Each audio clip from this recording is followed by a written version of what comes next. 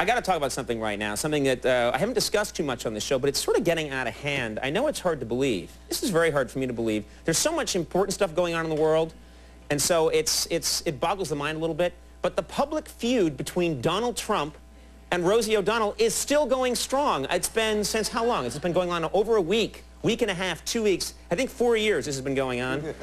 Donald and Rosie are still exchanging insults. And every day, Donald Trump has appeared on a different television show, and he continues to attack Rosie. That's all that Donald does now, is go on a different show and viciously attack Rosie O'Donnell.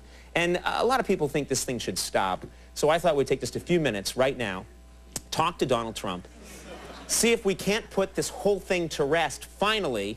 So please welcome Donald Trump. Let's get him in here. Oh, my God. Oh, wow. I always think a lion got loose. All right, roar. Welcome, Mr. Trump. Happy New Year. Thanks, Conan. Happy New Year, fired. Okay. Don't you mean Happy New Year? No, I don't. I mean Happy New Year, fired.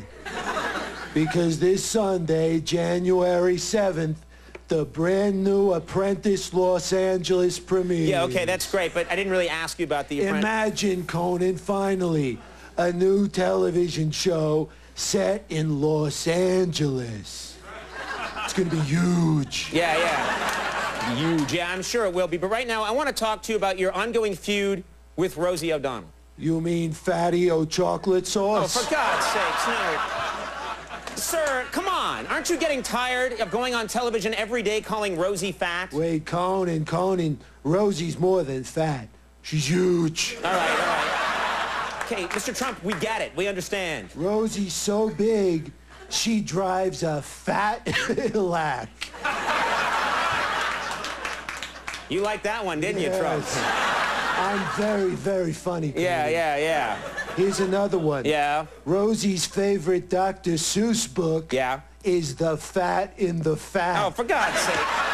This is so childish. Look, Conan, she's not intelligent. Rosie is a stone-cold loser. And how can you be saying that? You've been saying that everywhere. Smart. She's unattractive. She lost her talk show. Her magazine was a disaster. She's totally mismanaged the war in Iraq. She's coached the Knicks into the ground. Okay, now wait a minute, sir. The Knicks, that's ridiculous. And she's not responsible for the war in Iraq or the Knicks. And sir, you failed at a few things yourself in your time. Name one. Okay, Trump Airways. The government shut down Trump Airways. It was too successful. Yeah, right, okay. All right, what about the bottled water you tried to market Trump Ice? Conan, Trump Ice was taken off the shelves for being too delicious. And for containing fecal matter. Oh. Okay. Well, you not only attacked Rosie, you also attacked her marriage and her wife Kelly. You said that Kelly only married Rosie for her money. That's right. Well, just this morning, Conan, I was talking at my wife, and I said, Malaysia. I think your wife's name is Melania. I said, malaria, it's clear to me that Kelly is only with Rosie because of the money.